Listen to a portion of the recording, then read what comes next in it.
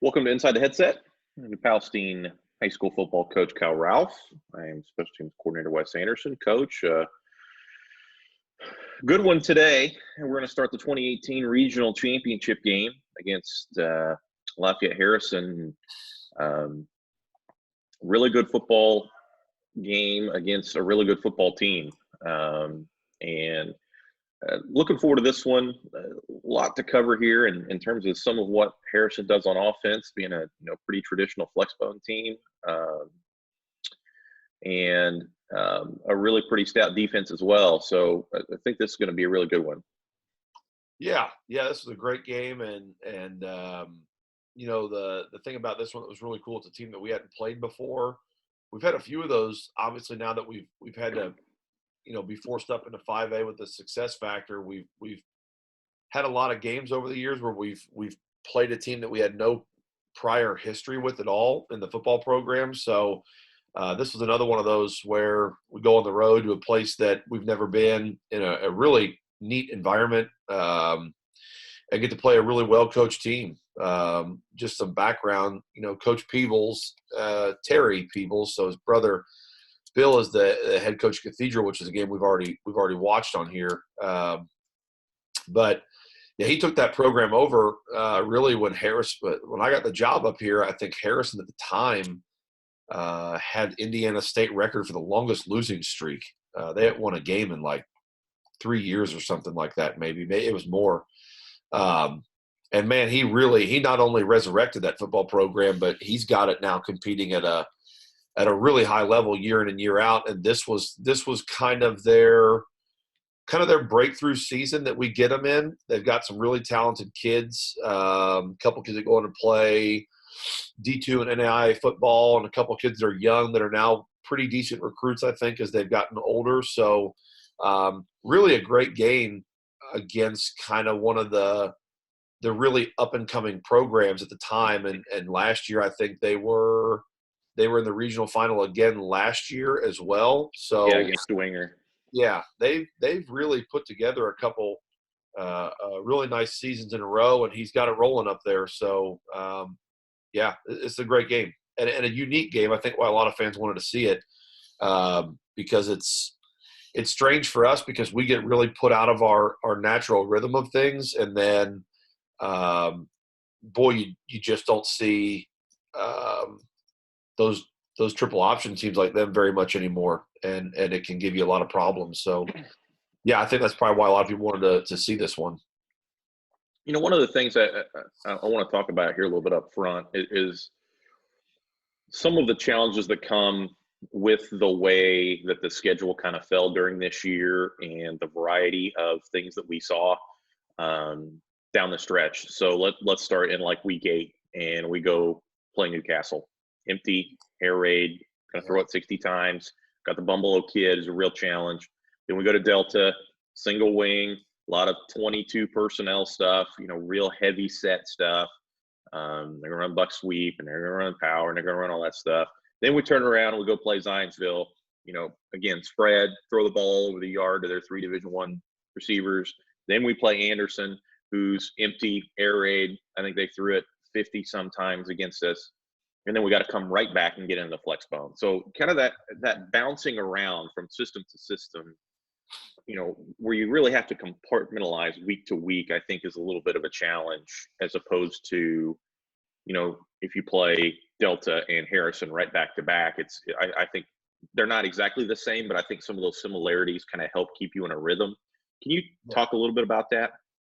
Yeah. I think that's one of the things where, you've got to really lean on your staff, and you've got to lean on the intelligence of your players. You got to lean on your week of preparation.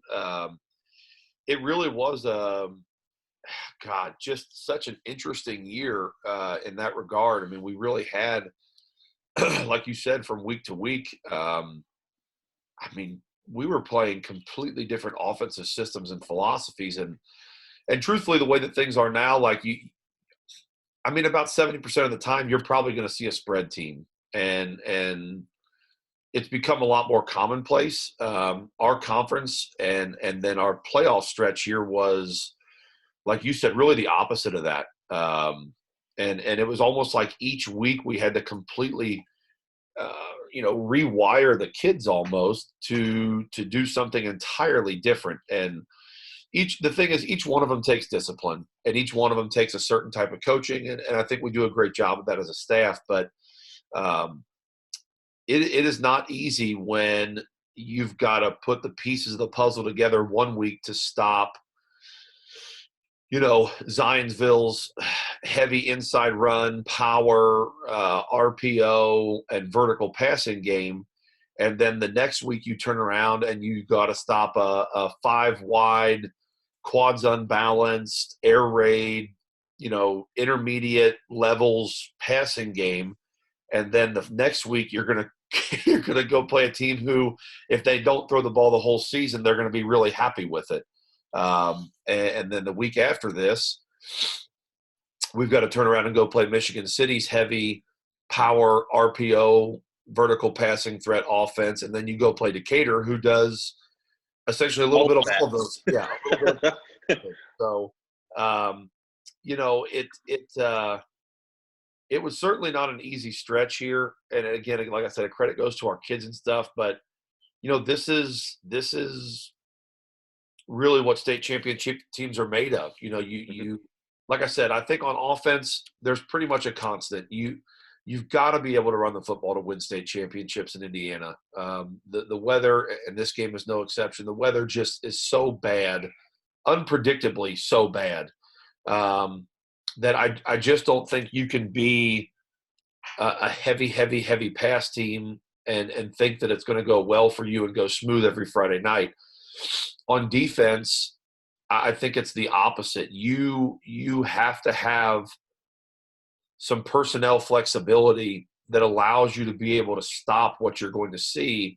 You can't just have big guys and maulers up front that can only stuff the run, but no one in the back end. And you can't just have, great DBs and no one in the front end. You've got to have both of those things. And obviously championship teams are made of really good players that are versatile. So, we had that this year. We really had kind of the total package defensively that equipped us to be able to deal with so many things. But yeah, I mean, if we're really good up front but mediocre in the back end, we probably don't get past Zionsville, and we don't get to play this game. If we're really good in the back end but really mediocre up front, we probably don't get through this game. I mean, that's just kind of how things are. You've got to have a really well-rounded team, and the thing then too is they've got to play well together. When you put the pieces of the puzzle together, they've got to fit well. And we play a different defensive style in this game, again, to try to enhance what we do have and put our kids in the best position to be successful. So you're going to see us play a little bit different defense in this game, but that kind of goes into that overarching thing of our kids understand that they are pieces of the puzzle, and whatever arrangement we put them in to give us the best final completed puzzle at the end of the week is what's most important, and they don't bat an eye about that. And I think that's what makes us really special is, there are a few times, unfortunately, we had this happen in 2019 to us where, a good player like Hunter, who plays a great state championship game and all that stuff, there were times throughout the season where Hunter didn't play very much. The defensive style that we were going to employ that week really did not suit him very well. And it's hard to sit there and tell one of your more explosive defensive players, hey man, you're going to probably be a backup in a couple spots this week. So you've got to be, in the game plan and all this stuff.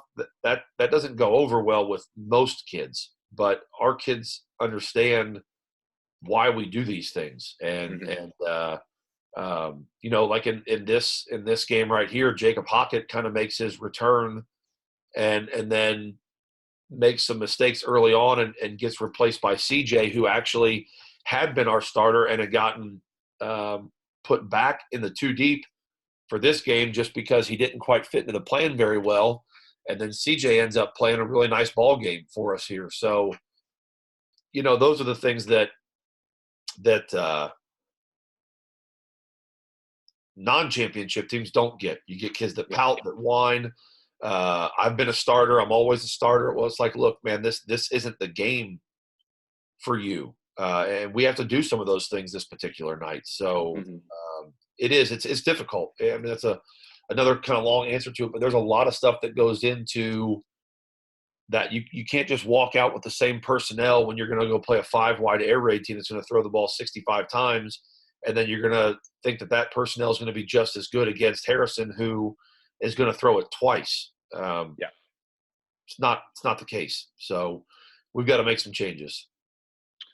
The weather is a factor in this game. And when we were talking before we started recording here, we talked about when we did the Columbus East game, and I said that's probably the coldest I've ever been in my whole life. This was probably the second coldest I've ever been in my whole life. Rained most of the day, rained on us the whole bus ride up there. We get up there, it's still raining, and I'm going to tell you, from the time that we unloaded the buses to the time we came out from warm-ups, I bet you the temperature dropped 25 degrees. I mean, it was probably in the 40s when we got off the bus, and it was probably down in the teens by the time that game started, and the wind was just ripping through there. Now, the bright side of that is it was so cold we couldn't throw the ball, so both teams ran it, and we were out of there in probably under 2 hours. That was about a nice tidy hour and 50 minutes, and we put a bow on this thing and went on home. But it was rough, and really, I think, hindered our game plan a little bit. We really struggled to throw the ball in this game. Yeah. A big part of the plan, and again, this is kind of what I was saying earlier, you've got to be able to run the football. A big chunk of our game plan this night was to throw.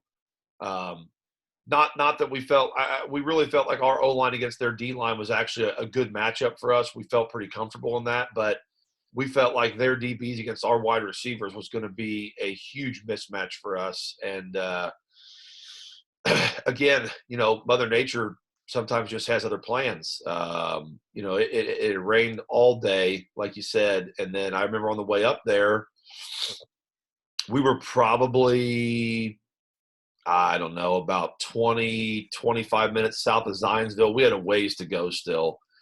And you heard this noise in the bus, and one of the kids looks over at me and goes, "Coach, what is that?" I said, "Guys, that's called freezing rain." Like that's freezing rain hitting the windows, oh God, we got up there and the rain had stopped, but it was, like you said, it was still wet. It was still damp. And they have a really wonderful facility, great turf field. You're going to see here in a minute. And, beautiful press box. And it's a really cool setting. But I remember we walked out. I do my pregame walk, and usually I'm out there kind of alone, but I do my pregame walk around the field, and man, it was cold. It was cold. And I looked over at their sideline, and they had these like 2 or 3, I mean, industrial size space heaters over there. I mean, these things looked like airplane engines tied to a box. I mean, they were enormous. And I kind of thought to myself at the time, I was really like, did they know something that I don't know? Like, is there something that I'm not picking up about this here? It doesn't seem to be that bad. It was cold, but at the time it's like, it's not that bad really here.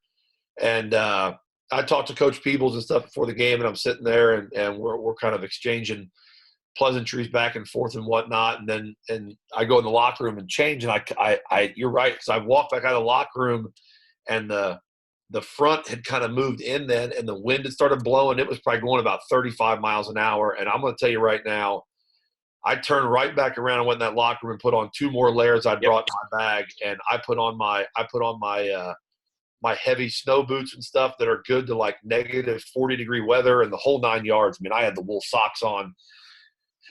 And that wind was just cutting through my clothes. And I walked back out to the field, and Terry was still out there kind of doing some of his pregame stuff. And so we started talking again, and he was paying our team some good compliments and stuff. And I'm freezing. And so we started talking about the game a little bit, and he gave Charlie a very nice compliment and whatever. And he said, "Man, you think, God, he'd be so good in our offense," which he would have been a great back for that. For that style of offense, you're going to see here in a second. He said, "Man, you want to maybe make this game a little bit more even." And and just you give us Charlie for the night and let him run in our offense some. And I'm like, I'll tell you right now, I'll trade you. I'll give you him for 1/2 if you give me one of those space heaters over there. And he started cracking up, well, I'm tell you what, I probably if he would have shaken my hand on it, I probably would have done the deal at this point, because it really was. It was awful. Yeah. Our fans in the stands had. It was so funny because you look around and you see like human bodies. It was a sea of blankets and all kinds of stuff, and people like huddled together. Our student section, because this game I think was right after Halloween at that point. So our student section had done like a dress up day, and thank God, a bunch of them I think were wearing like costumes that were like thick or whatever they are, whole body costumish type thing. But they were all huddled in this small little pack, and the stadium, it sat in a valley, and it was really a cool setting. I mean, and the thing about it too, like when it got dark then that day, it was really neat because the light shined down on the field and it's really illuminated, but then around it was almost this like pitch black. You couldn't see anything. It was a really neat deal, but the problem again was it sat in a hole, and the wind would just get in that. It was, of course, it was blowing end zone to end zone. If it were blowing bleacher to bleacher, we'd have been fine, but it would get in that little dip and it would just rip through the field and then come out the other end into the other valley. And you're like, oh my God. I mean, I don't know how long I even want to stand down here. Like it was, you're right. Let's get this game over in an hour and a half and let's get on the bus and let's all go home. I mean, it was cold. So yeah, we had to change our game plan significantly. This was another one of those things, like Zach could barely feel his hands. The wind, the wind had just played all kinds of tricks with the ball in the pregame. I remember standing there behind the quarterbacks watching the pregame, and Zach had a good arm. I mean, you've seen him in a couple games now. He could throw the ball really hard, and again, most of the time, his ball could cut through a decent wind. But I remember in the pregame, I think, because I kind of sit there and I watch, I think we had completed like 8 of our 30 passes that we throw. I mean, we were awful. And it wasn't because Zach, Zach's not throwing the ball in the dirt or something like that. I mean, we were trying to throw hitch and the wind would take the ball and pull it 4 yards off of the mark. And that was on a 15-yard throw. And we were certainly planning on coming after them more than 15 yards in this particular night. So we do attempt a couple of passes here. We hit a couple short ones. We do miss a couple reads in this one that are some big hitters. But, yeah, I mean, it just wasn't practical to even try to throw the ball with any accuracy in this game. So we luckily, the O-line does a great job. But I think even on film, you can see our kids' breath on film from that. I mean, it was cold. It was so bad. I remember having a conversation with you in the pregame too, and in watching Crop warm up, our kicker, and he voiced some frustration about the wind, and it was kind of swirling on him a little bit, and he really wasn't sure how to play it, and I remember a conversation with you before the coin toss about possibly considering taking the wind at the coin toss instead of taking the ball, which we almost always do. And we do take the ball. So that's a factor. I don't know if you want to talk about that decision at all. I think at some point, and we've talked before about your philosophy of, we want the ball and we want to go down and get a quick 7. But at what point does the wind kind of become a bigger factor than that? A huge one. I learned that a little bit the hard way. That we just watched, but the first year against Columbus East, we just watched the 14 one. But in 13, we played the game really similar to this one. It was not as cold, but it was almost as windy. And they kicked off to us. We didn't drive the ball. We got pinned in, then fired a punt off into the wind, and it went about 6 yards. Yeah, that was all she wrote. I mean, the onslaught was on after that. They scored like 2 plays later. So especially, again, like the philosophy and the plan here, in a game like this against a team like this, Harrison's offense thrives on field position. And to me, as I sat there and essentially took in how bad the weather was, they had a good defense this year too. I think two of their 4 guys up front were in the top like 5 or 6 in the state in sacks. So they could put pressure on your quarterback. And then one of my thoughts becomes, obviously, if we don't move the ball successfully here, and we have to punt into this wind, we are giving essentially a 3 yards in a cloud of dust triple option offense. We are giving them the ball inside of our territory, most likely. That's not what we want, and we certainly can't go down 7-0 on these guys, or it becomes worse because, well, you're going to see here shortly, it's hard to get the ball back from them. And they are going to employ one of the slowest offensive sets and series that we've ever had to go against to try to keep us off rhythm and keep our offense off the field. Like when I say they snapped the ball with no time on the clock, their quarterback was essentially saying hut at 1 second on delay of game, and it was rolling to 0. I mean, every play they ran took 40 full seconds to execute, and that was on purpose. So I knew that was going to be the case. Like we knew that going into it, but it was one of the very few times in my career where I really thought that changing pretty much our MO of taking the ball, it may not be the best thing for us at this given point, because, boy, if we do punt one into the wind here and it goes nowhere, you're pretty much giving them a touchdown at that stage, and you really can't throw into it. If we go into the wind, their kicker was going to kick the ball out of the area code. That kid had an absolute – He was really good, really good. He had a hammer for a leg, so you're getting the ball at the 20, for sure at the 20. There were just a lot of things that went into that, and ultimately, I think they won the toss and deferred anyway, so it didn't matter. So we're going to take the ball. Again, it was one of the few times, though, where that conversation really had kind of lingered with me for a while in regards to how this was going to play itself out and what was going to be the best thing to do. I know that taking the ball in general on the opening kickoff is not conventional football, and some people would say that in and of itself is stupid and you shouldn't do that. But that's just who we are and what we do. In this scenario, it maybe wasn't a very good call either, but we do a good job with the football when we get it. Well, here we go. Here's an evidence of how windy it is right here. Yeah, right out of the gate.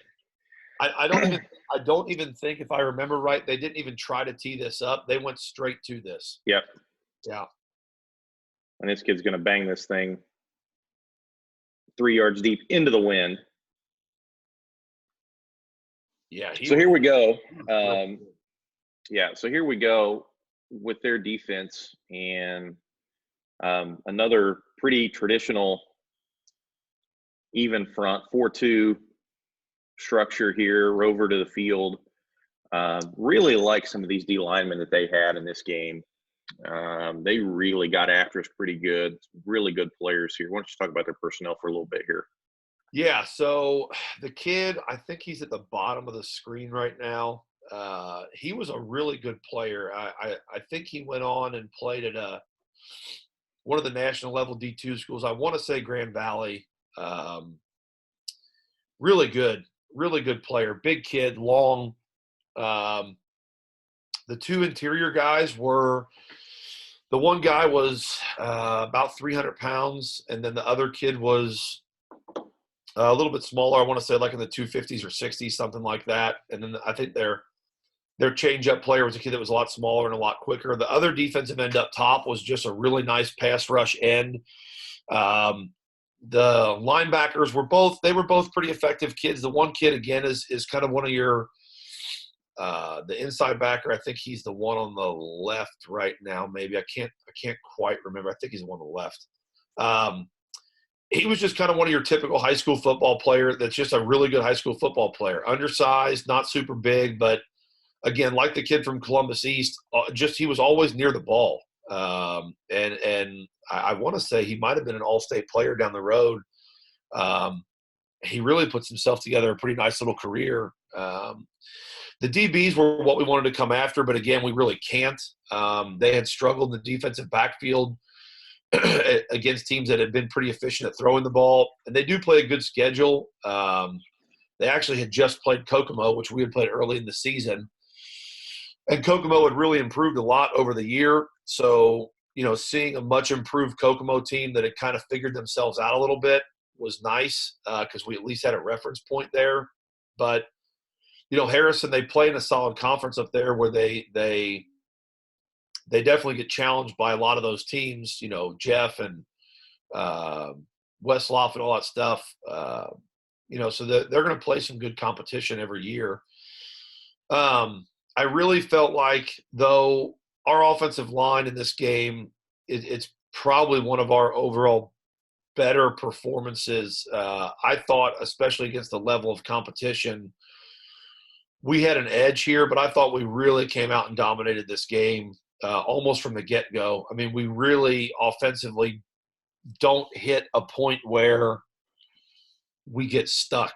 And the guys up front do a really nice job this particular night. Again, it's a pretty tight game plan.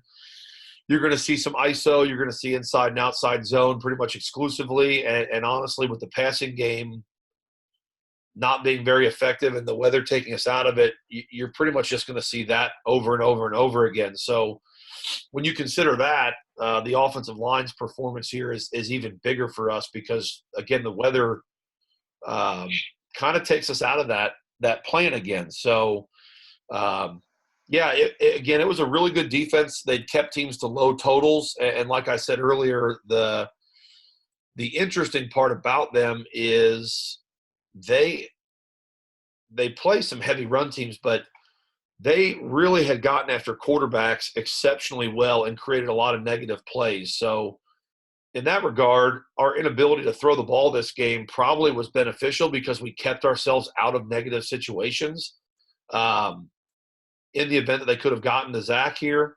But, yeah, I mean, that's all obviously supplemented by the fact that our run game is really strong on this particular night. And, again, I think the one of the big pieces for us here is of all the advantages that we felt that we had, the one thing that they had never seen anything like before, they had just never seen anything like Charlie yet. And our offensive line, like I said, really is clicking in this game.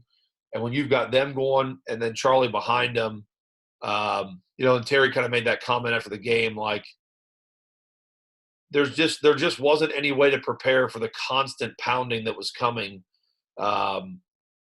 You just don't see teams that were built like our team was built this year very often. Like right out of the gate, here's ISO that we just ripped right down the chute. And he's dragging tacklers and then breaking through tackles with tacklers on him.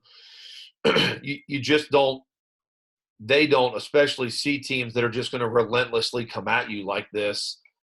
But that's what we were built for this year. That's kind of what our team was made like this year. So that helps, obviously. Little inside zone here. Another really nice run. Again, you can see like their guys are trying to figure out like how to even tackle him right now. Like you got guys on his shoulders, one guy's in his midsection, and it just isn't going to work. He really takes a toll on them in this game. I mean, that's you're going to see it gets pretty obvious. Like as well as we block up front. I mean, he was getting to the second level almost the entire night untouched, and that's a problem. Here's our wing counter, quarterback wing counter. Yeah, we miss a block here. Yep. That backer squirts right through on that. Our combo block doesn't get to the right backer there.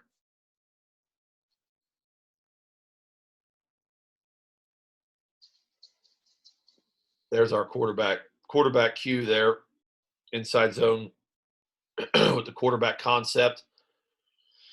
You can see what this does to the defense, though, like how these linebackers, that little cross action, they're kind of getting their eyes in the backfield and looking for Charlie, and they have to step up and fit their gap. At that point, our linemen are already up in their face here, and then Zach's got the ball, and they can't essentially change direction at this point because they're already being blocked. So this always is a nice little change of pace play for us here, and Zach picks up a big gainer. It should probably be Iowa as well, I'm guessing. Yeah, one of these gets cut off at some point here. We'll just say the wind knocks our camera out or something, but we missed one of these in a minute. This one's actually on my clinic cut-ups here. This is a really good. Yeah. We bring the wing from the opposite side here and run Iowa to the left and kind of catch this backer. The whole thing then is to catch this linebacker almost by surprise here, and we end up pinning him in or kicking. Sorry, we end up kicking this one out and mess another 10-yard run on first down. So the tempo stuff that we've talked about, we're already lined up. This happens sometimes too. It shouldn't. It shouldn't happen, but it does. You can see that we were already lined up, ready to snap the ball and call the play, and the chains haven't even set yet. I don't know why, but they kept making us wait on the chains. I asked Austin after this, I said, why are we not snapping the ball? And he said the official had warned him that he couldn't snap it until he'd said that he could. They were actually waiting on the chains to go, and I told him, I said, that is not the rule. You snap the ball when we're supposed to snap the ball, essentially. Because once they start the 40-second clock, that ball can be snapped at any point now, and you can see we're already set and ready to go, and they hadn't even gotten the chain set up yet. So we're trying to move quickly. And we've got them on their heels right now too. So more the reason to keep getting after them here. Another ISO here. Same deal. Wing coming across. Yep. Really, we run this ISO quite a bit against these even front teams. Not every time we play an even front team, but it's worked really well for us. Yeah, it's a great job by Cade on this too. He's doing a great job on this series. Yeah. Cade's the wing, by the way. Cade's the wing back here. Yeah, it was a really nice job coming across. And again, we don't really have Charlie technically would look like your traditional fullback. We don't really have a fullback, though.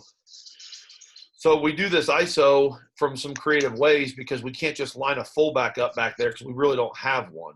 We do quarterback ISO where Charlie becomes the fullback and leads, but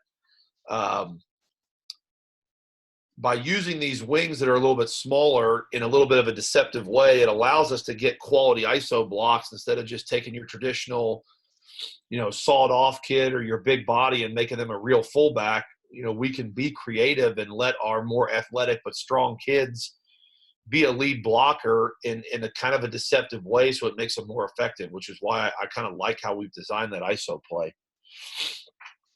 So, yeah, we should go around Charlie on that one.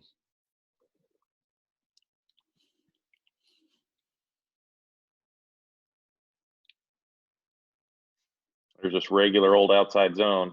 Yeah, this is a really good look at one here. This one's on my clinic tape too. It's a good outside zone. Really nice job of the guys up front. They shift into a reduced front here, and I think this is almost got to be a mistake by them. They kick their front the wrong way, and they're playing like a 4-eye and a 1 and a 3 and a 5. And we've got that wing over there. I think that they've got to be wrong on this a little bit. They reduced the wrong way, and boy, we make them pay for it here. Bad. It's a really good job of the offensive line. We get every single person on their defense cut off and sealed here, and get the ball to literally the 1-inch line here. Coach Buchanan always yells at me because I pause the film at a really bad spot. I'll pause it right there because that's a really good spot.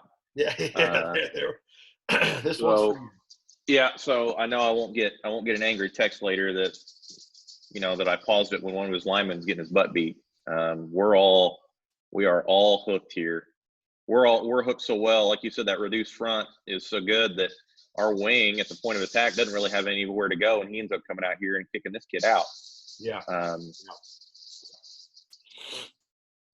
Yeah, that's a really good job. This was one thing too when the big guys came to the sideline after this series. I mean, we've effectively just marched it right down the field with no resistance, and they all came over, and I'm congratulating, patting them on the butt and stuff, and I said, how are they? And they go, Coach, they can't stop us. There's no way they can stop us. And when your offensive line in the first series is already that confident, I felt really good about this game, but we're gonna have some problems here coming up in a second.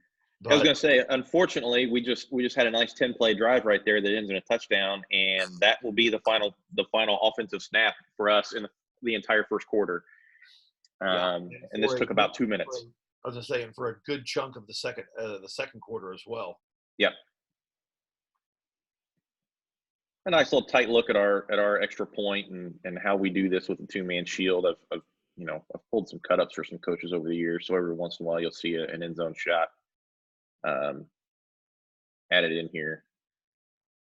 Alex really had a nice night in this game.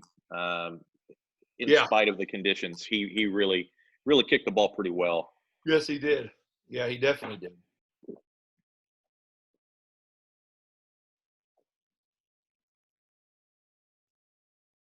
A real nice job on that kickoff team. This is on my clinic tape.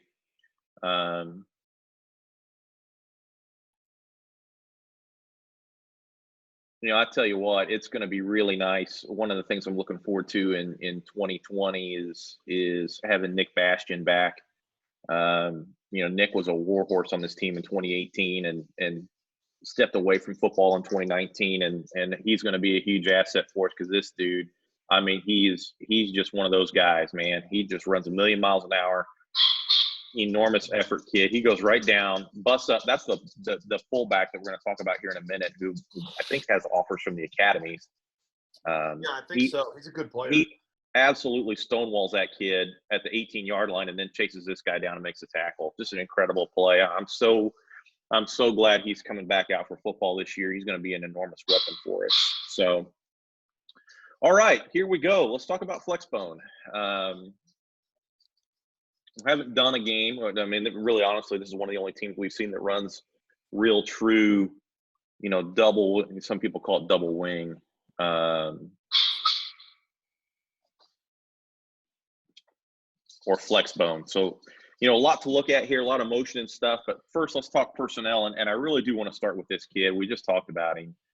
Man alive, is that kid a good B-back or fullback for our fans in this offense? He's called a B-back, but man alive, is that dude a load? Yeah, he's young in this one. I think he's about to be a senior now. I'm pretty sure he's a sophomore in this game. Good player, runs with good pad level, thick kid. I think he was a little bit over 200 pounds, about 205. Tough runner. Same thing. A lot of this offense is going to run through that B-back position, and they're going to essentially make you tackle him and overcompensate for him, and then their offense starts to expand off of that. It's no different than how we establish things with inside zone. They're just establishing the same thing differently, and really any offense, to be honest. That's kind of what the whole deal is. So they, they're pretty much your standard Flexbone triple option type team. You're going to get midline, you're going to get veer, you're going to get dive, you're going to get trap, you're going to get rocket toss, you're going to get triple, you're going to get the boots and the waggles. I mean, there's not a lot of rocket science to it. It really comes down to how disciplined can you be, and quite frankly, are you better than their guys up front? Because if their guys up front have an edge on you, then it's a problem. Now, one thing that we predicted would happen in this game that does is they take a bigger kid and they stick him in here, I think, at one of the guards. He was a big 300-pounder. Their one tackle was like 6'6", 290. And then, but they had big kids across the board, but one of their kids seemed to have been a little bit of a weak link. And especially with the size and the talent that we had up front, we felt like they would put the bigger kid in over there, and they do. And it was fine with us, but they really had a lot of beef up front. And then you've got that dive back essentially behind them who's a load himself and not easy to handle. And then they had some pretty good speed on the outside. One of their two kind of like wing/slot guys, as you would recognize them, had some really nice speed. This kid, right? It's one of the two. I can't tell who they are from the film. I think it's him because I think he's typically the motion kid. Yeah. If memory serves. One of them was a pretty good athlete and had some really nice speed to him as well. And then the quarterback was a tough runner. Had not made great choices in the passing game, but they also had rarely ever thrown the ball. So, I mean, your option quarterbacks aren't world renowned for their ability to throw usually. But he was just a tough kid that ran the offense pretty well. And they'd had some issues early in the year and because this system was new for them. And then you could really see him start to settle in and play really good football. So this is the hard part. And this is what we talk to the kids about all the time when we play teams like this. And I think this is a major coaching point for your kind of inside the headset, tidbits here is the hard part about triple option teams is the reason that places run them is because it negates your talent level. You don't have to be super talented to beat people when you run triple option. It helps. I mean, it definitely helps. But you really just need to be well coached and well disciplined and execute. You don't have to be full of Division I players to have this system work. And then the effect of that is it negates the talent of a defense as well, because it doesn't matter how good you actually are. If you don't do your job, you can't be successful. And that is really difficult here. And so one of the major stress points to our kids this week was on tape, on paper, we're the more talented team, okay? But our talent doesn't matter if our talent can't play within the system properly. You know, if Kyle King, who is a couple weeks short here of a flurry of Division I offers starting to roll in, he has 0 to this point. If Kyle King doesn't tackle the dive back like he's supposed to, well, it doesn't matter if he's about to go to Michigan State in a year and a half or not, because he just screwed the whole defense. Like, you have to do your job every single play. And we do a lot of things in practice throughout the week to ensure that our kids understand it's about your job. It's about your job. It's about your job. It's about your job. It's not about, can I make this play? Can I compensate for this person? It's not what this is. It is strictly 11 guys have to do their job every single play without a breakdown. And it takes your talent level as a defense and flattens it. And now it makes you be responsible. And some programs, some teams can't do that. And then you lose to teams like this. So it really is hard to get this stuff done throughout the week. Again, I think that we have disciplined kids. I've got a great staff that does a tremendous job.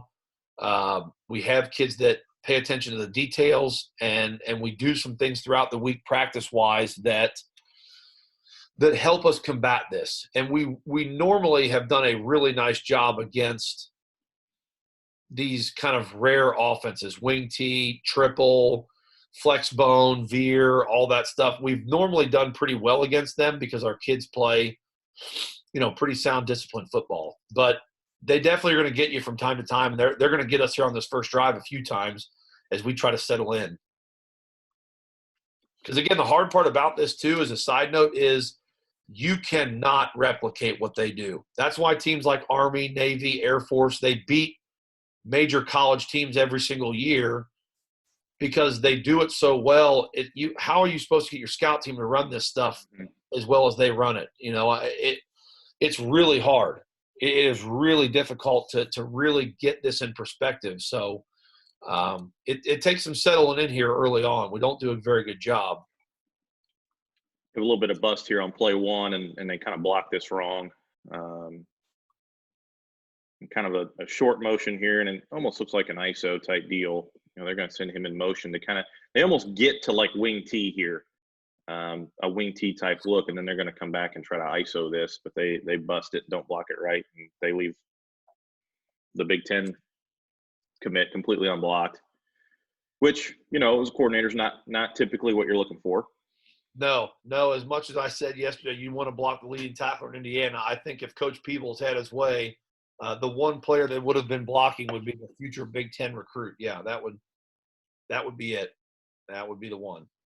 So you see now, obviously, too, I talked about this. Our structure is different in this game. We do our snake package here, and we're going to play more of what you've seen against Center Grove a little bit with that 3-4 kind of look where we shift our backers and our alley safeties. We shift them over and back. And so we just felt like the stack – and I get it. Like stack teams, they play stack against triple, and they do just fine. I understand that. But for us, this is something our kids really have taken to in weeks like this. And again, it allows us to use our personnel significantly better when we play this type of a system with what we had. Now this year, if we have to do this, it could be different. In 2 years, it could be different again. But this is what got our best personnel on the field for this particular offensive system. So we have to make changes. They just dive here. Avon Jones does a really nice job. I think one of the things that makes Avon so good is how quickly he recognizes stuff.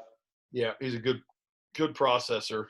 You see him get inside that little down block, and we're in really good shape here. I mean, we got him in 3rd and 9.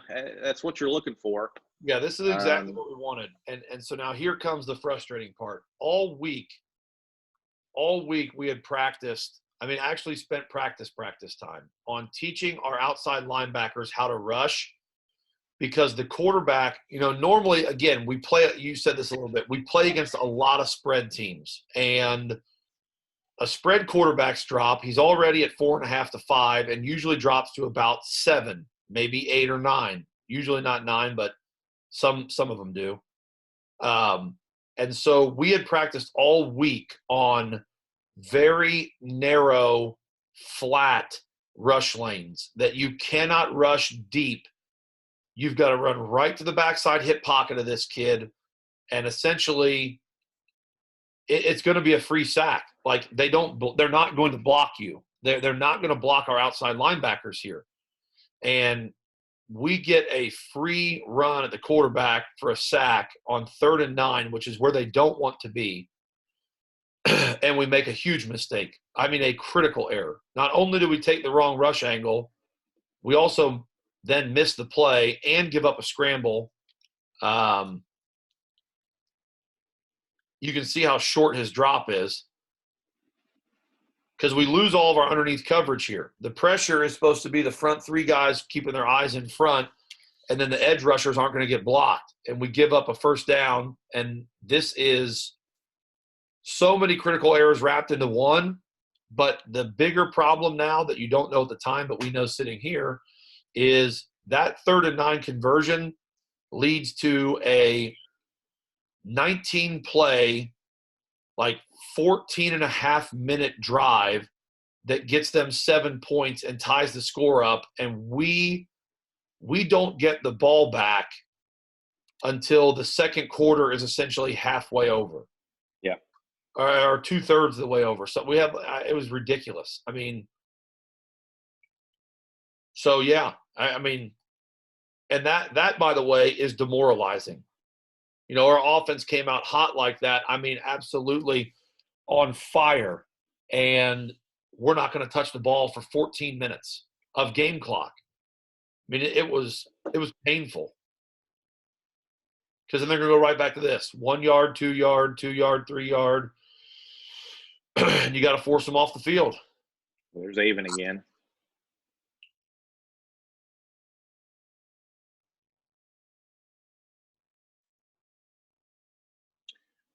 There's triple. Again, that's the big problem with this is you kind of let it roll here. Like, we do our job exceptionally well on 2 plays, and we have them in 3rd and 9. We don't do our job one time, they get a first down. Next play, we do our job incredibly well, they get 2 yards.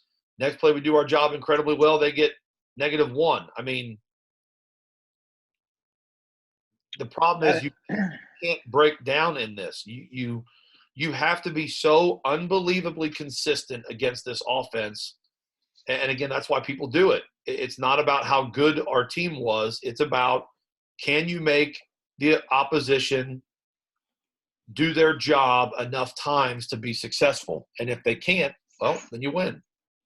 Let's do a quick little triple option explainer here for our fans. I know they're probably the majority of the audience that watches this. So, they're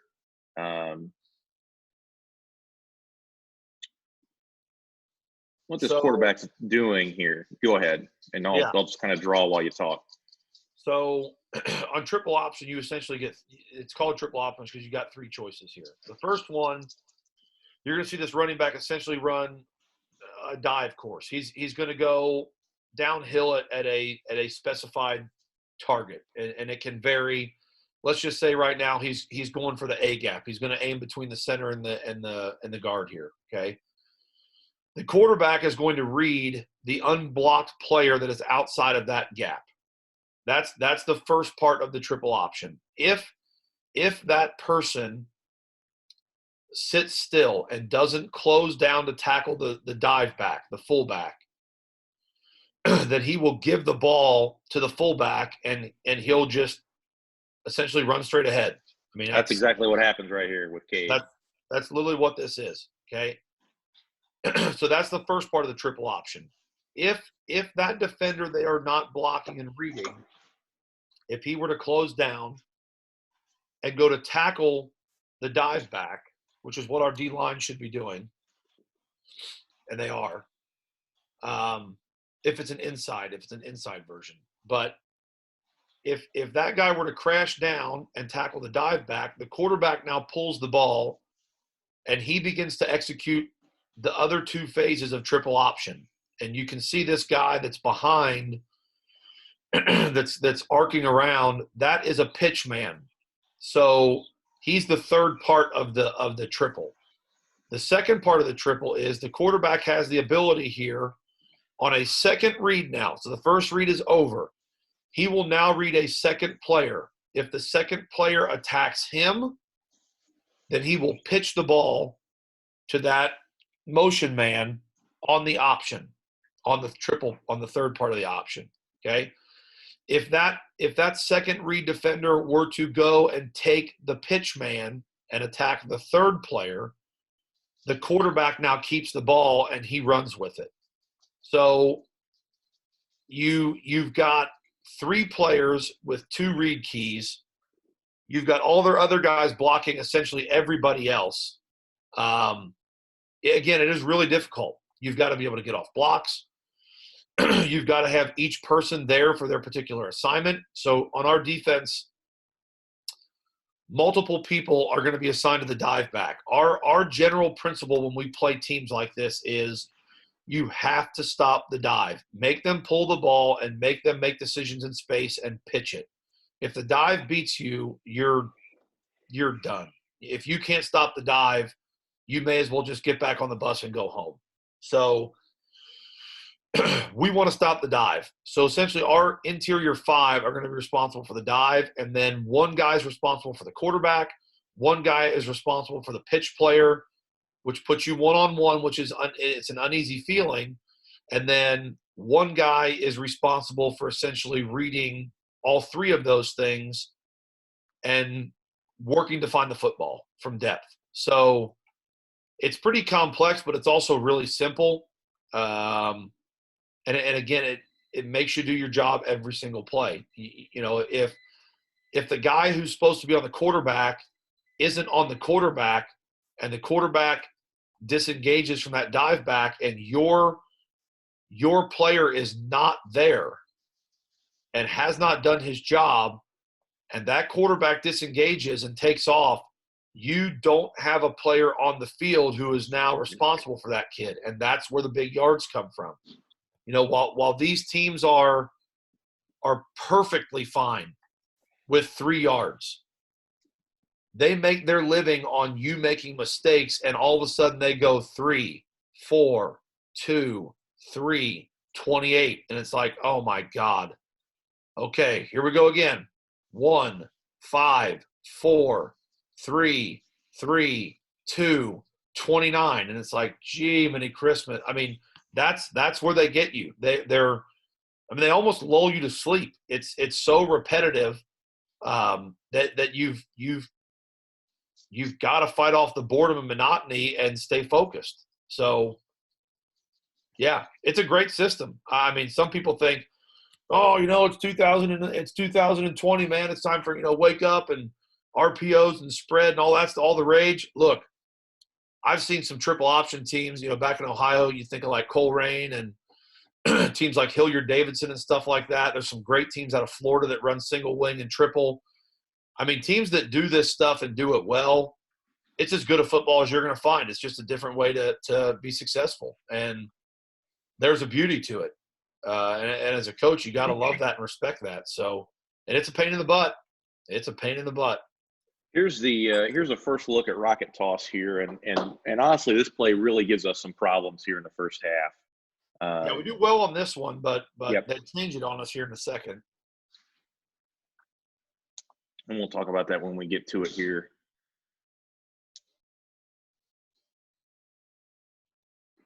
There's crisscross counter. Actually, this is kind of disappointing. This is one of the plays we've been best on the whole week.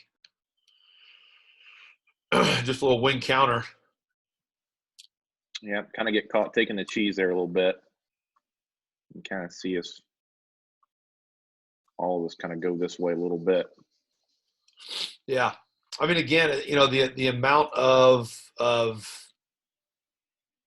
things they do from this, the misdirection and all that they can do to mess with you, it can make it hard. It can make it hard on you.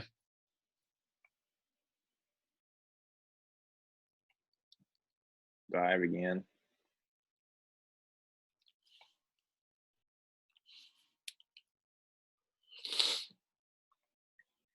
I mean, again, like we're playing really well. Like I said, it's just those little one hitters that are getting you. QB follow. So again, here we are, 3rd and 7. I really like that play. That QB follow, I really like that play a lot. It's a good play. 3rd and 7. Here comes the rocket toss again. Yeah. So we end up having to make some adjustments here to this. If you watch at the bottom, the last time they ran this play, they didn't do this. This time they're going to crack. Instead of just trying to reach block us, they're going to start cracking. And this really puts us in a bad spot here because the outside linebackers have to protect us on the inside for veer. But they can't widen out really far against this and then fight the crack block. And we also can't take our corner and just run a million miles an hour forward, because if they run halfback toss pass, which they're going to try later, we're going to give a touchdown up. So you can't just go. So Brody and Maxon are the guys that have to make this play for us, and we make this adjustment later on here. Quite frankly, we just weren't ready for this. It's a really good adjustment by them, and we don't handle it very well on this opening drive here, and it hurts us. I mean, really, it does. But we also got to figure out and get the information of what they're trying to do. So do I want to call a timeout for giving up 9 yards? No. Do I realize that was a problem? Yes. But we're still not 100% sure why or what, because they've only run it once. So I'm not going to burn a timeout on a hunch. We've got to get a lot more information. Here's your pitch.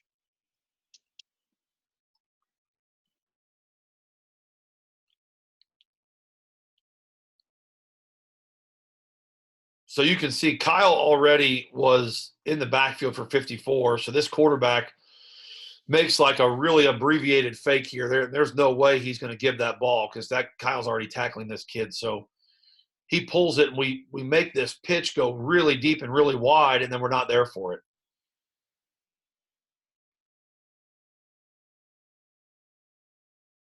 It's a good job by the guys up front and in the middle. But yeah, we're not there on the pitch phase. Avon Jones, man. This is probably one of Avon's best games he's ever played. I think, God, he had like 17 tackles or something crazy. You know, you talk a little bit about this in the Decatur game. You know, kind of his evolution and growth during his junior season, and kind of what that led to. You know, with him kind of being the anchor of that defense. Yeah. As our middle linebacker as a senior. And this is, you know, this I think is a perfect case study in what makes him so good, because all this stuff that you got to look at, and you're going to see, you said 17 tackles. I mean, throughout this whole game, you're going to see him immediately diagnose the play and immediately go to the football. Yeah. He was a little bit different stuff. Yeah. This was the type of stuff that was like right up his alley, because him and Luke had a bunch of tackles in this game as well, but they were both super smart, and they were both analytical guys. You know, they were both like kind of mathy kids. You know, they could take the tendencies and the numbers and the percentages and all that stuff, and they could break that stuff down. And they were just two kids that their brains processed that stuff really well, and they were a great tandem in there. And I think Avon learned a lot from Luke, and you know, I think that's one of the really cool parts about our program is you know, there's a lot of respect among players for what the veterans have accomplished and what they've done. And there's very much a kind of, you know, you've got your couple alphas out there that everybody listens to and respects, but there's also a lot of respect for, like I said, those veterans who have been there, done that. And Avon was very quiet as a junior because it wasn't his job to be super vocal, but he learned from Luke how that was supposed to be done. And that got passed on to Luke from guys like Joe Isbicki and stuff like that. And then that passed on to Luke, and then that passed on to Avon, and you know, Avon has now passed that on to Richie and Hunter, and you know, but those guys were quiet last year because Avon was the alpha, and he was the guy that did all that stuff. And then they learned what that was supposed to be from him. And it's really something, I guess, internally I'm very proud of in our program is how there is that level of respect among players, but there's also the older guys realize it's my responsibility to teach these younger guys, or the next, you know, the guy he's next, how this is supposed to be done, you know, the new pal and the Dragon way. Mm-hmm. And yeah, I mean, Avon really has his kind of coming out party through the playoffs here, but this game is definitely one of his signature performances, and then as a senior just has a tremendous season. Fourth on a foot here, and they get in the eye, which is the first time we see it. They're going to run behind that kid. One way or another, this is QB follow. Yeah, this is interesting. For all you old school football fans out here, this is one that we haven't seen since 2013 when Shatar did it. This is the old school. People call it the Maryland eye. Some people call it the dead eye.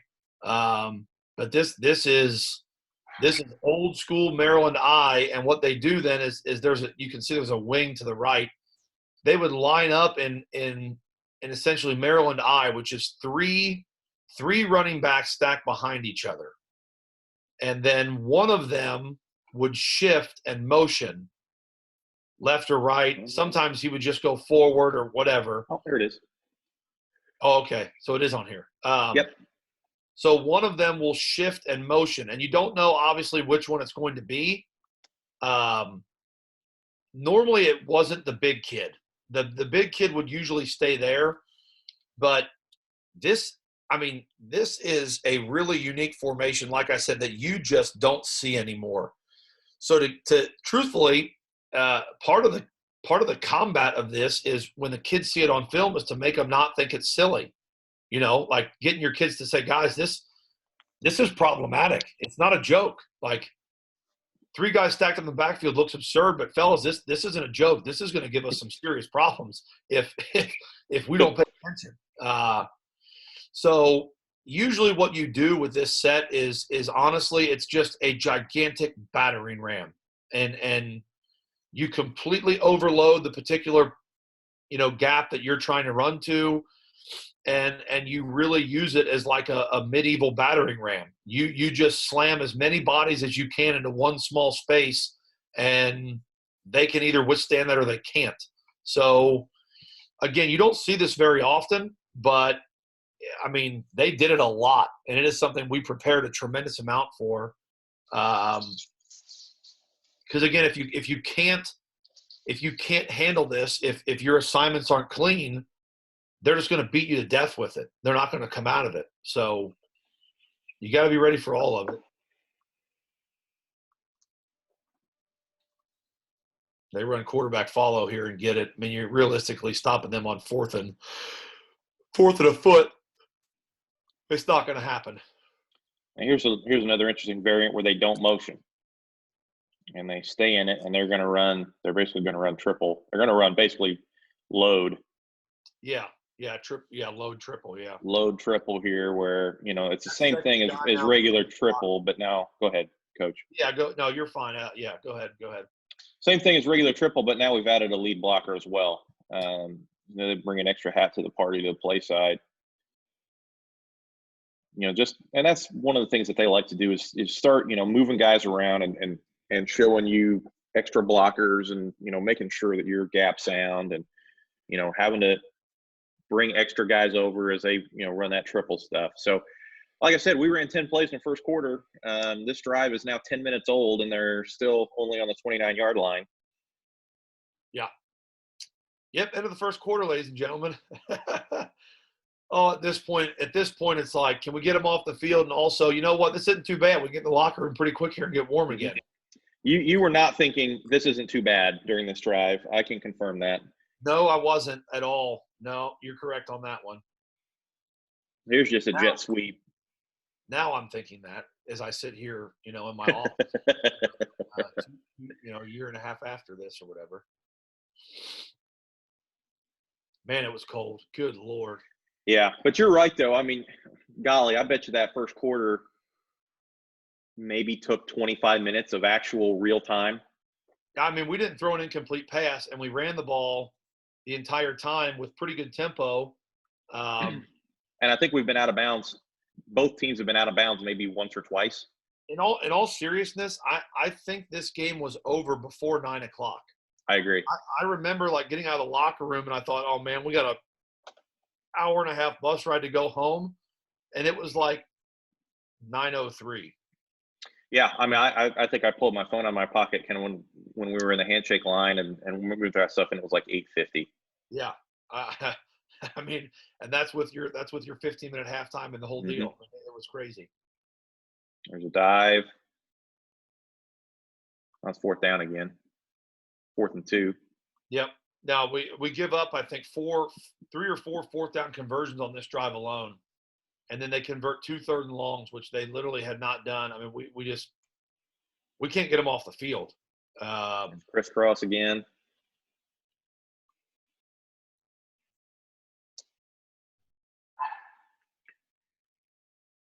That is about – here's the other thing too.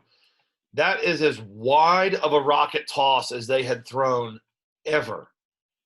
Now, our team speed was pretty good, and I think they knew that too. So it's a good plan by them, but we had definitely not practiced that rocket toss being – he is pitching that outside of the wings. We had not practiced it out there. And we've played rocket toss teams before. We've played quite a few. And we're going to – Decatur's going to try this against us in the state championship game, and we're much better equipped to handle it. But we had not seen a team that threw it that wide before. I mean, that's way out there. Quarterback sneak on 3rd and 1.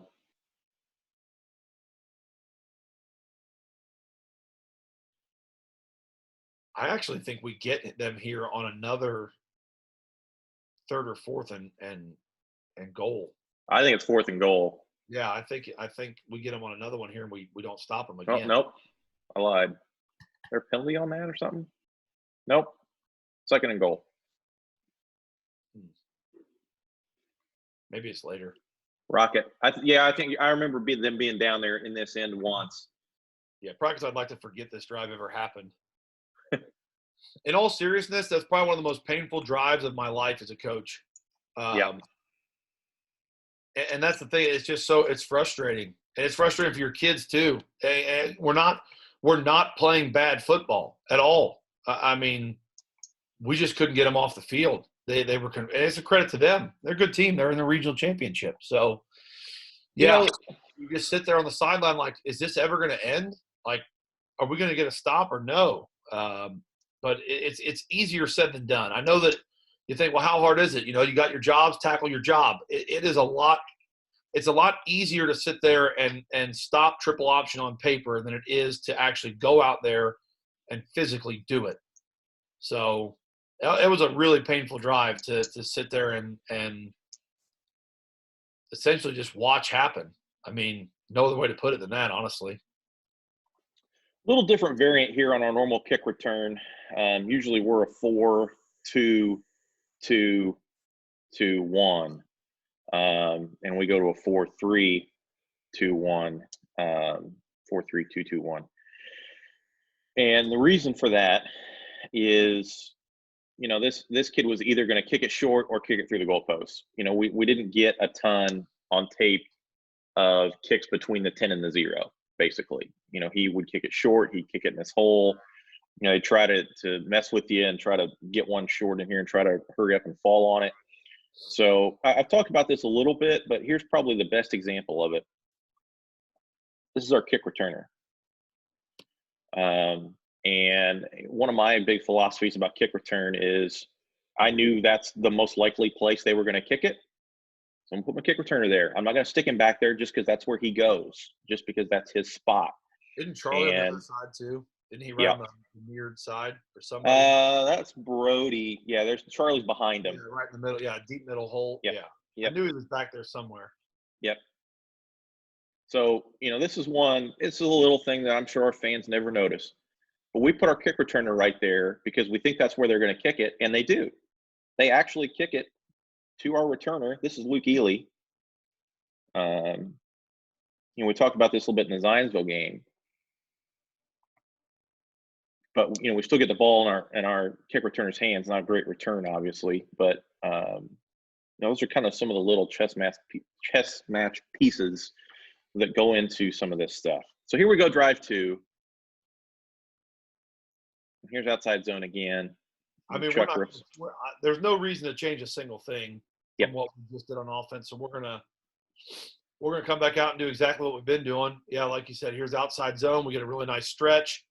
O-line gets some good blocks. We get a bunch of really nice seals on the inside here, and I mean, first and 10, and we get 15. I mean, that's a good football play. You can see they're still struggling to tackle him. I mean, they just don't know how to approach him. I mean, I wouldn't either. It's going to be flood here. Yep, this is one of our big ones here. Short throw, which is great because of the wind. We get a short throw here to Colby. We get him wide open. Zach delivers a good football. And, again, I mean, this is really about all we can do in the passing game with the wind and stuff the way that it was.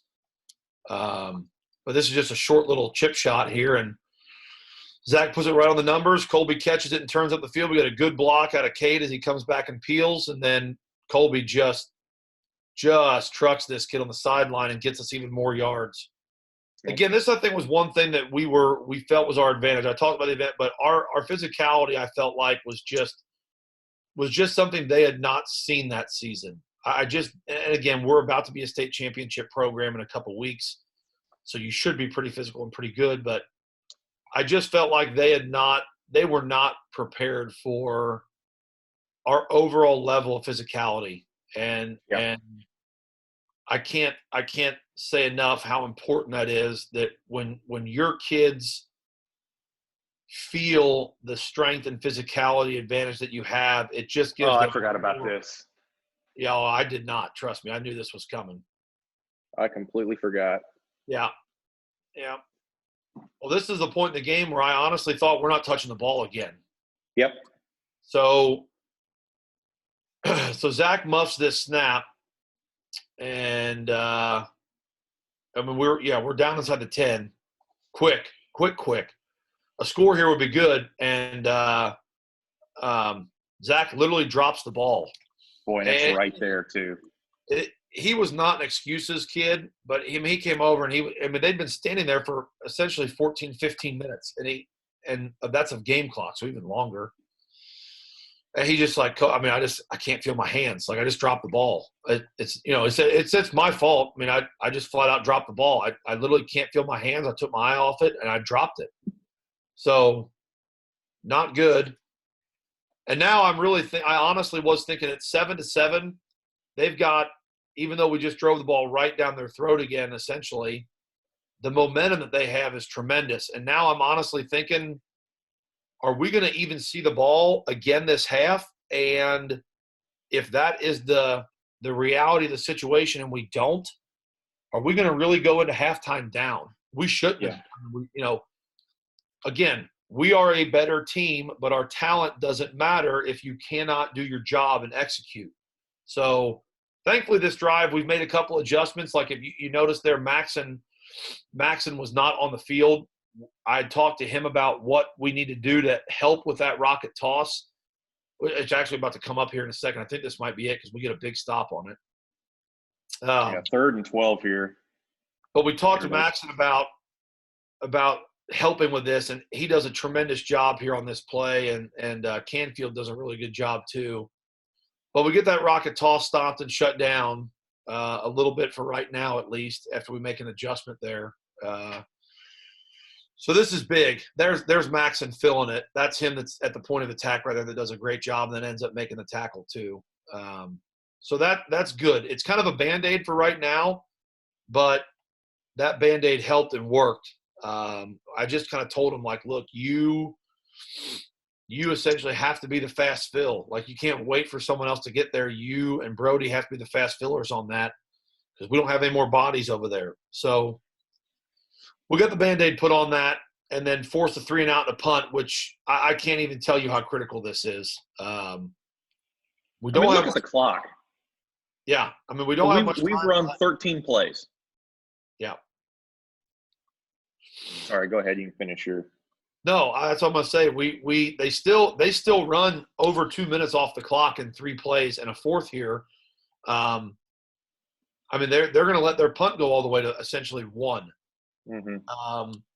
Their whole thing was don't let our offense touch the ball, and now it really becomes paramount here. Our offensive possessions have to end in points because it's a possession game. How many times are we going to get to touch the ball if this continues? And in the first half, the answer to that is 3. And if we only get 3 in the second half, those have to count. I mean, you've got to make that count. So, it's we're at a critical stage here. I mean, we need points and we need them now, because if they get behind, they got to change, and that then plays into our favor. So a little bit about this. This is what we expected them to punt from, and we had a really good block drawn up for it, and I felt really good about it. But we've talked about this a little bit. One of the things that happens is teams get spooked, and they kind of, because they know we're coming after it, and they install a new punt. So this we expected. This we did not. I remember this. Now, I would also argue that they're not set. So that's not legal. You got to be set for a full second. But yeah, so they completely changed the punt. They motion at 2 seconds and somehow snap it legally. And this kid was a pretty good punter too. Yes. There's your rare fair catch. Uh-huh. In the wind, in the swirling wind. Mm-hmm. Yeah, I mean, you can see what look at how he catches that ball because the ball's blowing all over the place. I mean, oh God. I mean, Colby's a baseball guy. He can judge a ball in the air pretty well. He's a darn good baseball player, and that thing snuck up on him. Oh, it was bad. All right, so we've got about 4 minutes and 50 seconds here. And we're touching the ball for the third time. Yeah. Yep. Back to outside zone. Kind of fall off a couple blocks here, but we still get 9. Yeah, I mean, we're running the ball exceptionally well.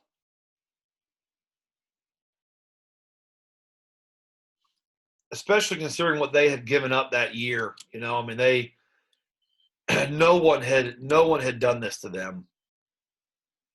Really nice run here for Zach on a quarterback zone. Quarterback outside zone. Yep. This will be a big play for us in the second half as well. Great job of the guys up front, too. I mean, we've got every single player pinned in there. It is an absolutely clear as day kick-out block for Charlie. Again, we're playing great. I mean, we really are, minus the fumble. Offensively, we're really sharp.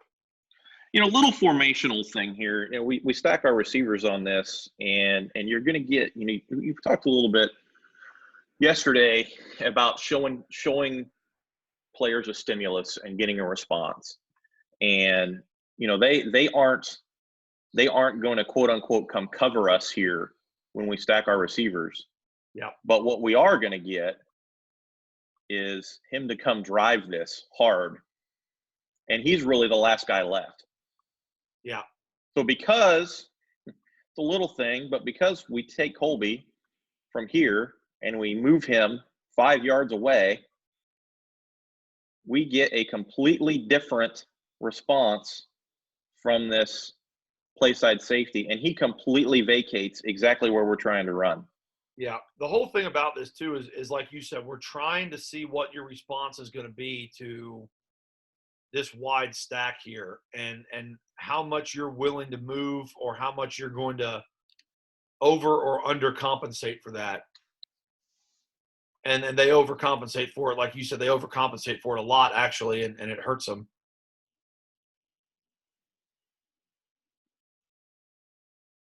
I mean, he should be standing right there to tackle that at 6 or 7, yeah. 6 or 7. And, instead it goes for 28.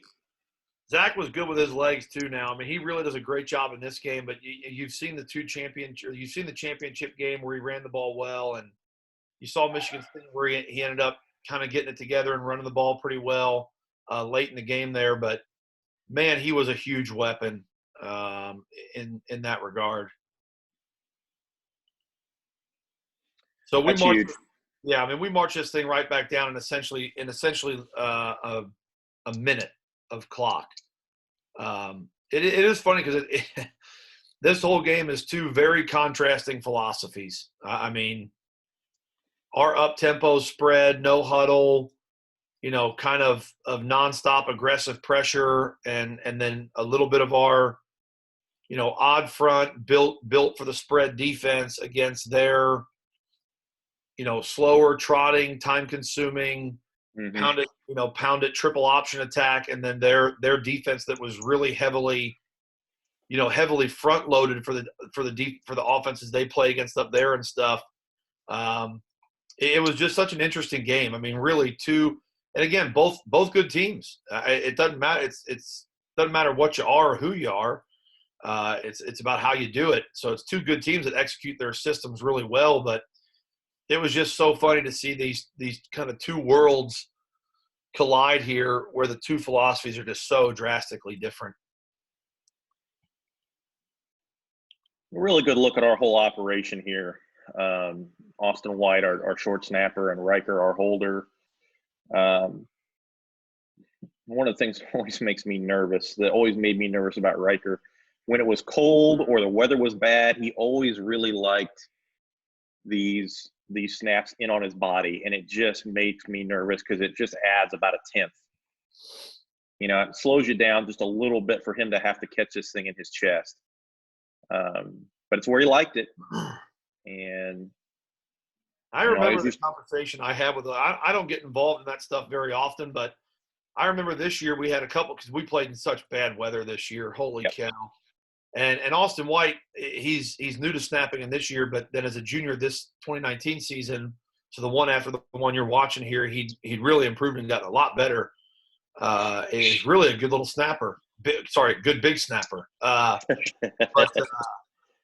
You know, I remember we had a couple this year where he kept putting the ball up in Riker's body, and I went over and I got him, and I kind of got on him, and I said, dude, you're too good to not put the ball up over the tee. Like, you put the ball anywhere you want it.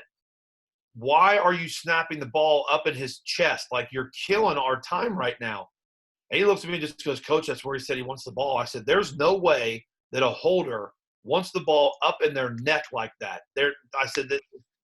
So I went over to Riker and I said, look, he just told me that you asked him to put the ball up in your shoulder pads. And he goes, yeah. He said, I need it up there when the weather's bad like this because I can just field it better with my body and my hands and get it on the tee. And I'm like, I don't get this. All right, fine. This is why I don't mess with like snappers, kickers, all that stuff. I just leave them go. You know, the whole Spencer Corey thing, I just let them go. Just stand down there and mind my business. They do what they do. Fair enough. You know, I talk about how good of a game Alex has here, and I don't say this to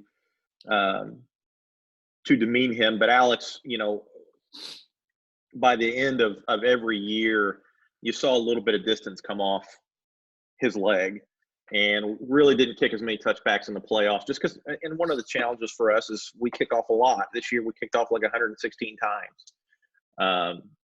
That's a lot. So, and I don't say, like I said, I don't say this to be critical, but I don't know that I've ever seen him put one back here, which I think gives you an idea of what the wind is doing. I mean, that ball lands in the white. So I'll take it. I'll take a touchback. Yeah, any day of the week. Any day of the week. Especially against this offense. Yeah, I think an interesting decision time for them here.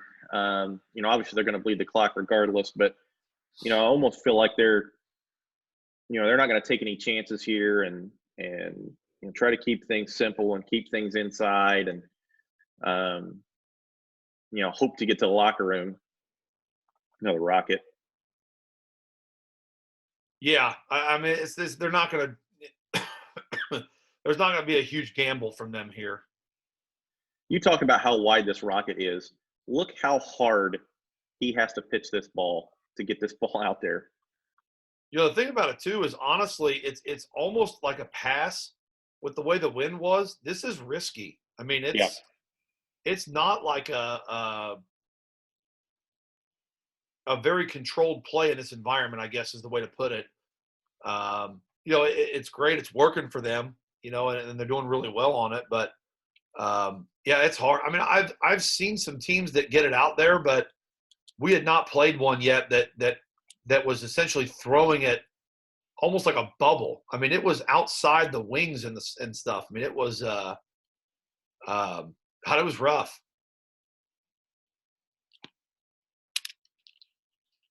Boy, there's a party of the quarterback right there.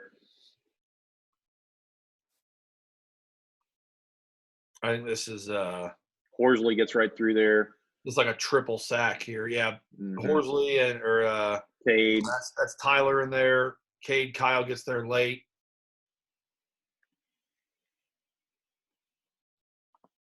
So we get them off the field pretty quick here. We've got them all covered. And I burned my timeouts. Mm-hmm. Two of them, I think. I didn't burn one on the earlier down because they'd gotten yardage on it, and I didn't waste it. So, but I think I burned my second one right right after that third down. So what do you think there is here?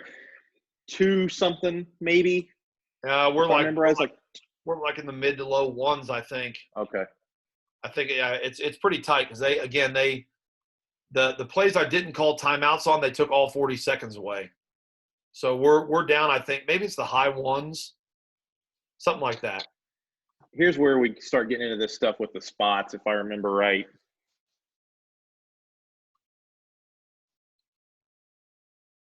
Another outside zone quarterback lead here that we just get a big old chunk on.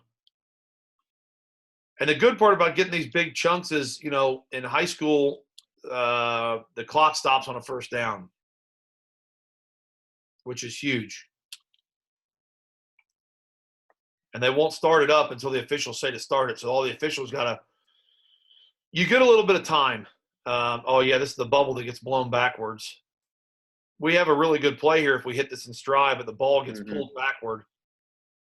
But we get out of bounds again and save our timeout here. Another look at our stack formation. We just get them way spread out and then run the ball this time with Charlie on the inside. I think the good part about this drive is when we went out for it, I told the kids, look, we're going to be in a little bit of a 2-minute scenario here. I think we're right around that high 1s to 2, but we've got a time. No. Oh, this was the one where he throws it. Yeah, he makes the wrong read. So like you said earlier, if you've been paying attention to this, that safety's been hard charging the stack. So I come back to this and run a route that's going to run right by the hard charging safety, and we misread it, and we essentially blow a touchdown here. I mean, the whole design of this was to run right by this kid. You're going to see him hard charge it, and you're going to literally watch Blake run right by him for what should be a touchdown. We make a bad read here. Yep. That's 6 points. Should be 6 points. So 3rd and 9. Come back to the ISO. Yeah, this play was honestly more to get us over to the right-hand side, and then just get us closer. I didn't want to throw the ball again. From the depth that we were at, I really wasn't sure if we could make this or not. So I wanted to get us over to the right, and I wanted to get us as close as we possibly could. So kind of talk about the clock situation, what happens here, because I think some of our fans are a little confused about why we do what we do here.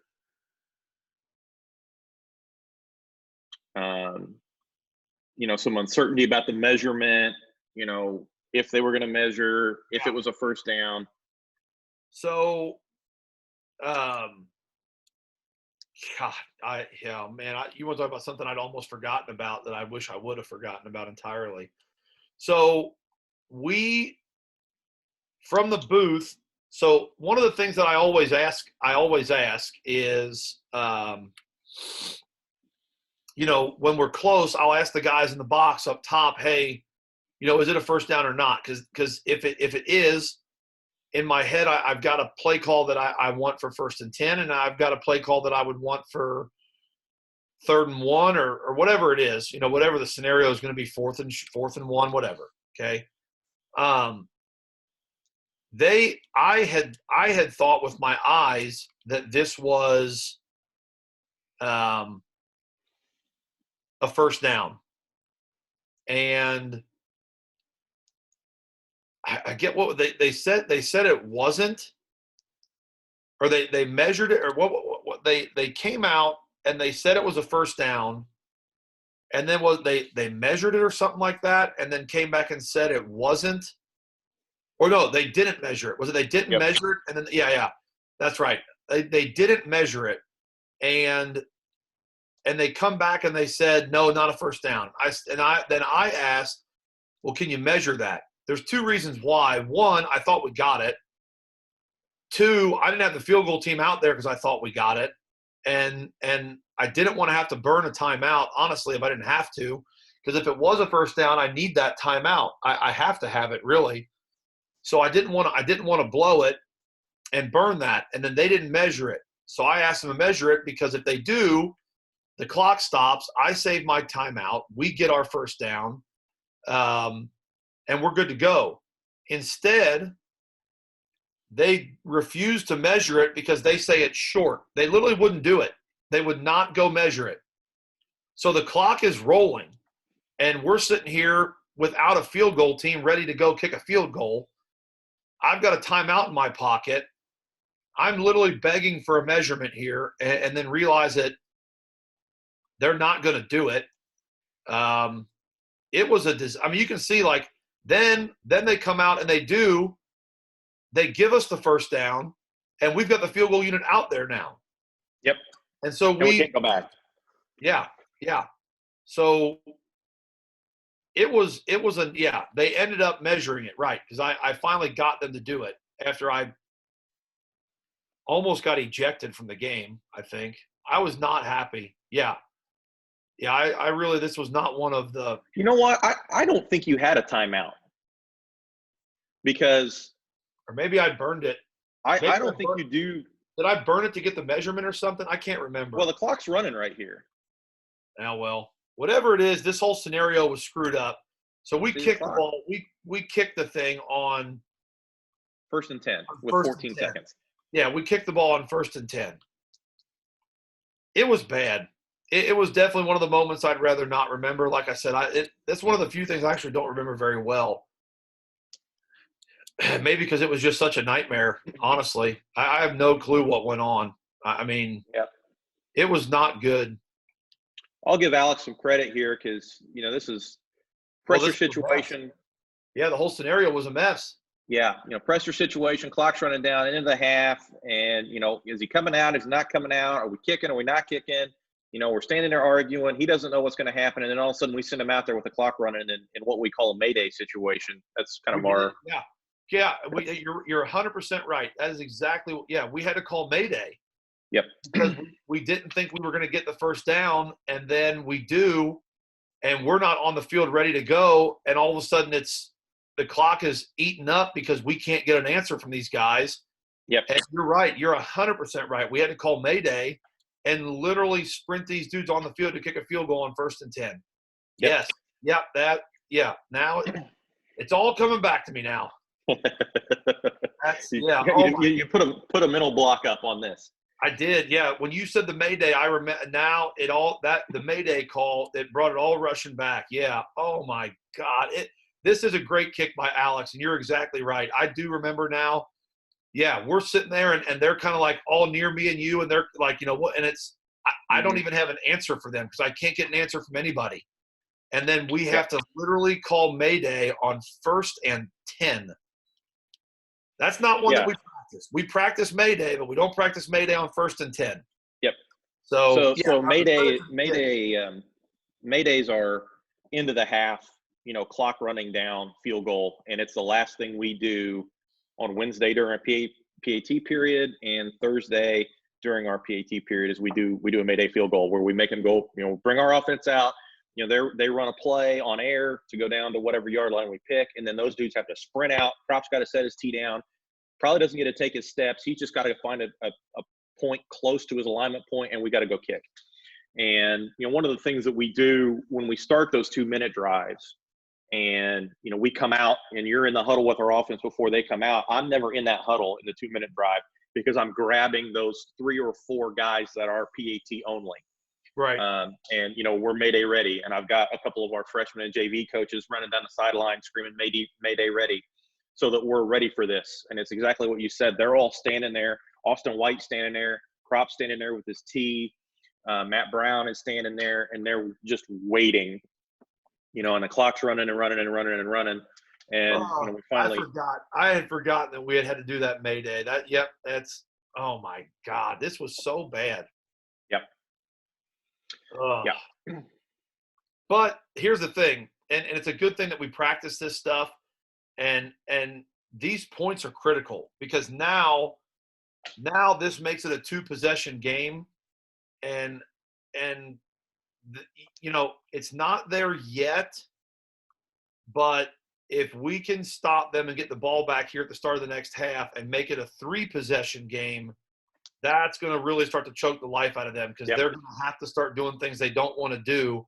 At 2 possessions, they're still fine. It's only going to be 10 points here, but it was even in the scouting report. If we could get them down more than 14, they're going to have to start making some changes and be more aggressive and moving faster, which will play into our hands.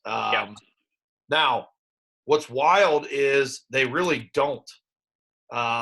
They stay tremendously slow and patient and really keep our offense off the field. I think we only touched the ball like 2 more times, something like that.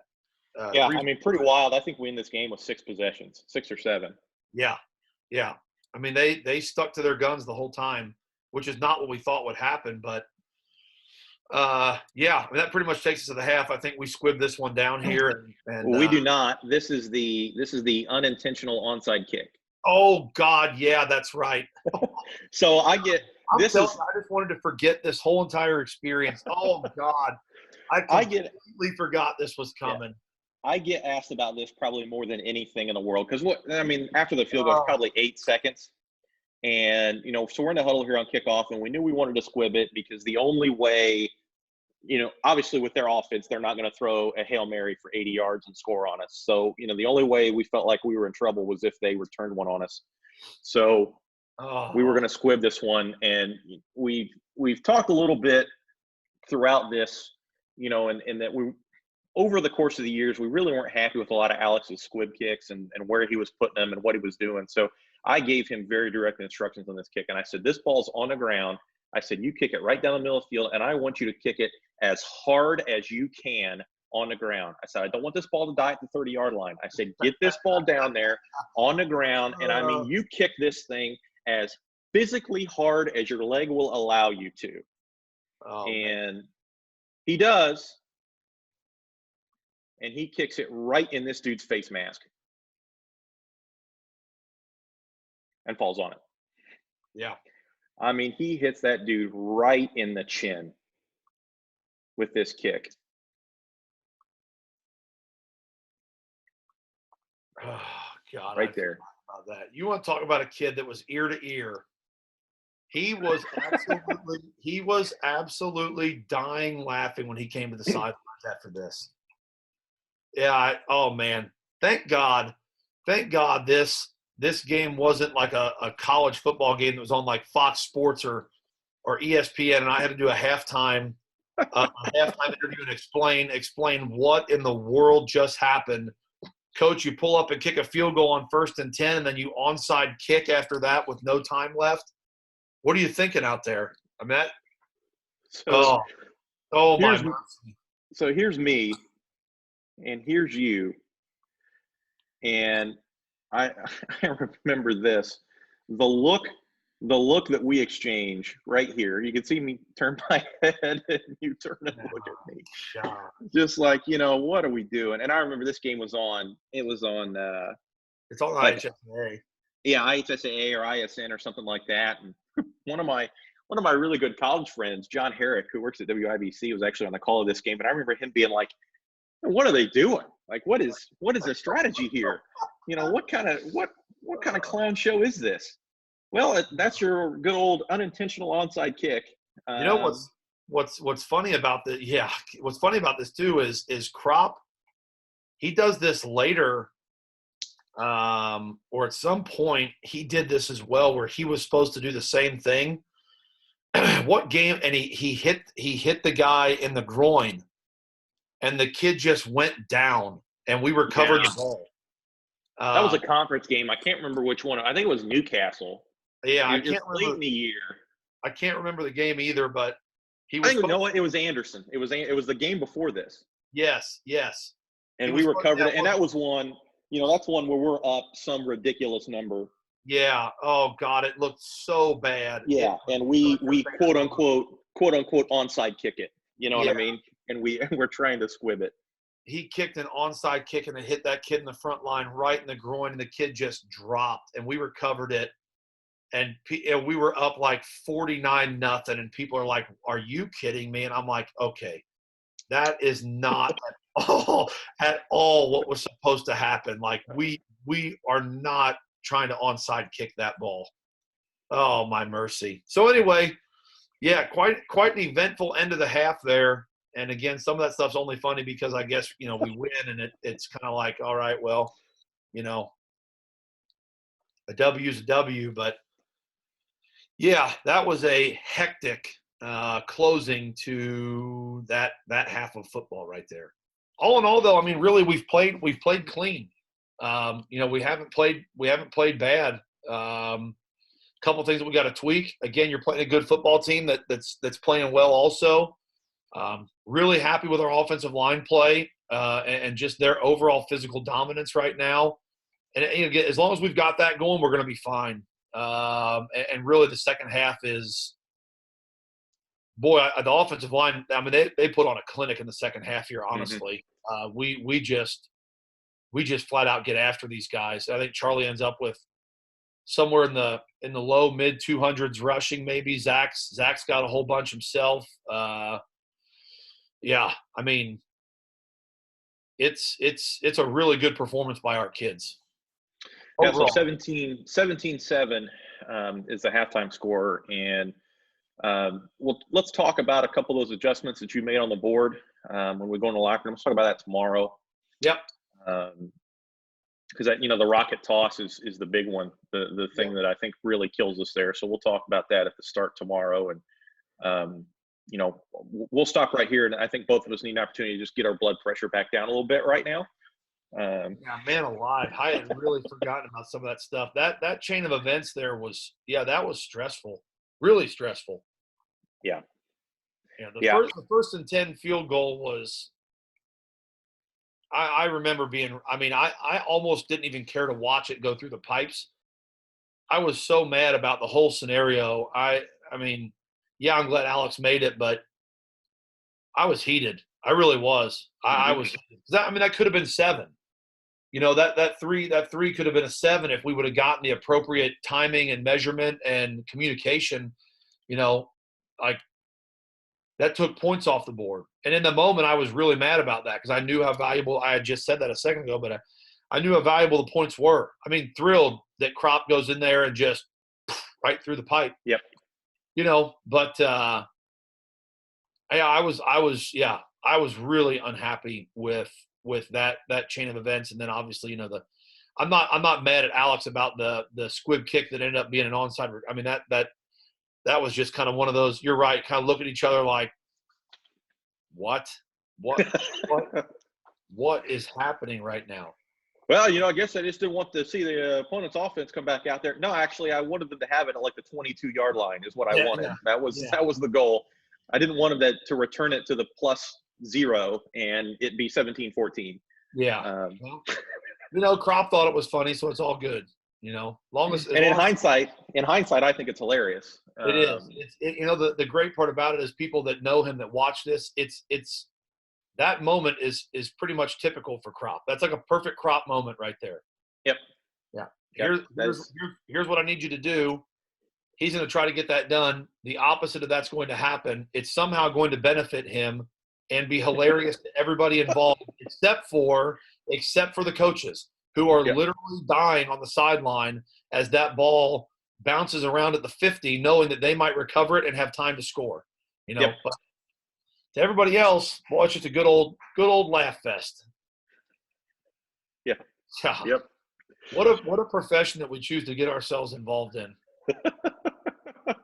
I bet they don't have nearly this much fun in the private sector. That's for sure. I would bet that. I would bet that as well. Yeah. All right, Coach. We'll hit that stuff tomorrow. Yeah, let's shut her down here, and we'll see you tomorrow for a really dominant second half, really for us in all 3 phases, to get us to a regional championship. So yeah, we'll see you tomorrow morning. Sounds good.